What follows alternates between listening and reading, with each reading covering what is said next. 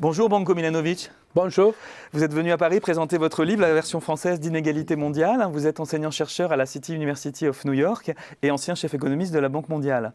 Alors on reprend cette discussion qu'on a déjà eue sur votre livre sur un aspect plus spécifique, qui est les différences de niveau de vie, les différences de revenus et des inégalités entre les différents pays, qui conduit à ce qu'un des effets de la mondialisation, ce soit l'augmentation des migrations, de gens qui cherchent de meilleures conditions de vie. Absolument. Et pour vous, c'est un des facteurs de réduction des inégalités. Oui, c'est un facteur très important, parce que vraiment, quand vous regardez les inégalités mondiales, vous pouvez les diviser d'ailleurs, vous le divisez empiriquement même, en deux parties. Il y a des inégalités aux intérieurs des pays, c'est comme les inégalités françaises, américaines, russes, chinoises, etc. Vous additionnez tout ça et ça vous donne un chiffre. Et ensuite, vous dites quelles sont les inégalités entre les pays, où vous comparez le revenu moyen français contre l'Algérie, contre le Maroc, contre l'Allemagne, contre l'Amérique, etc. Alors, vous additionnez tout ça aussi. Alors, il s'avère qu'actuellement, dans le monde, vraiment encore maintenant, les inégalités entre les pays sont plus importantes que les inégalités à l'intérieur des pays. Alors bien sûr, de point de vue politique pour la France, les inégalités en France sont plus importantes. Mais au niveau global, ces inégalités entre les pays sont très larges. Et à mon avis, il faut regarder migration comme une réflexion de ces grandes inégalités mondiales. Oui, parce que vous avez calculé qu'environ 2/3 des revenus d'un individu dépendent de l'endroit où il est né et pas de son mérite propre, voire même du mérite de son entourage qui l'a aidé en fait. Absolument. Quand vous regardez ça vraiment au niveau mondial, alors vous vous rendez compte que vous avez la même personne avec toutes les mêmes caractéristiques, etc. Mais si cette personne est née par exemple en France ou en Amérique, dans les pays riches, ou elle est née en Tanzanie ou au Congo et ailleurs, vraiment la différence de revenus durant leur propre vie, d'ailleurs qui serait plus brève en Congo et en Tanzanie qu'en France, est de quelque chose comme entre 60 et même 90%. Alors vraiment, la plupart de nos revenus au niveau global, vraiment, sont déterminés par notre lieu de naissance, c'est-à-dire au lieu de résidence.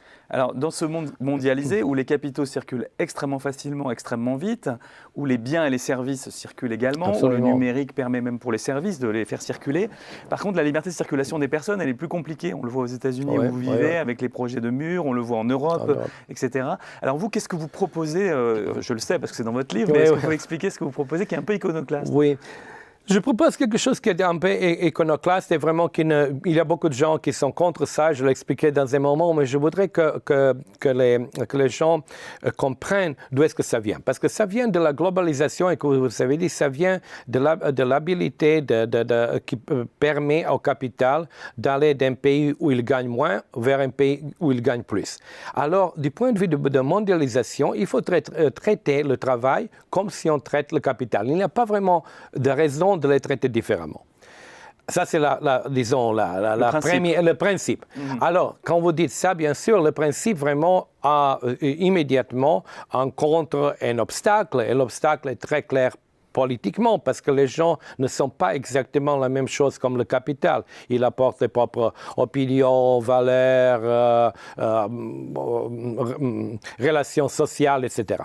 Alors là, je me demande, si vraiment on insiste sur une liberté totale de mouvement de travail, vraiment, on ne réussira pas à l'avoir, il n'y aura pas de résultat. Finalement, les gens vont se faire des wagons, ils vont se cercler, cloître entre eux-mêmes.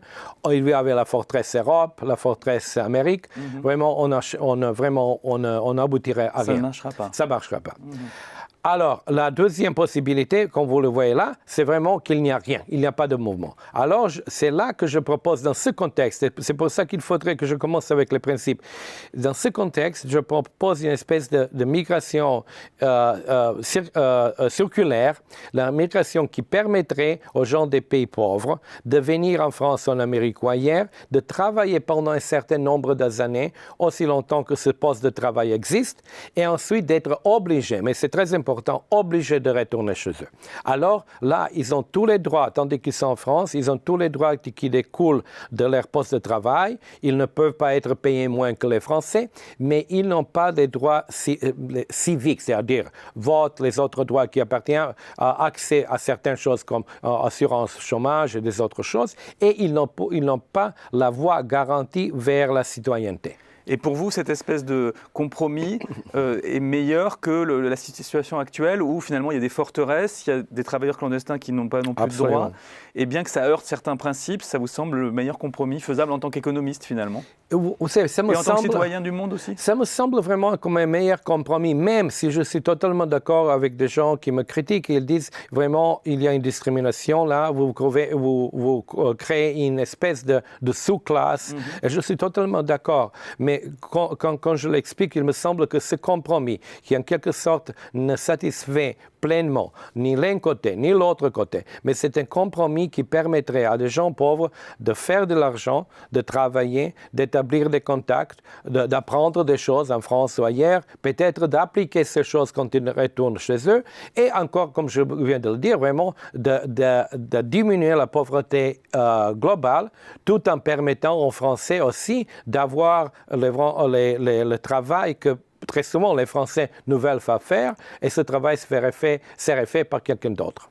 Eh bien, c'est une contribution que vous apportez à ce débat d'idées, dans ce débat compliqué. Merci pour cette contribution, Branko Milanović. Et je rappelle votre livre, Inégalité mondiale, et ça fait partie Merci de ce beaucoup. débat. Merci à vous.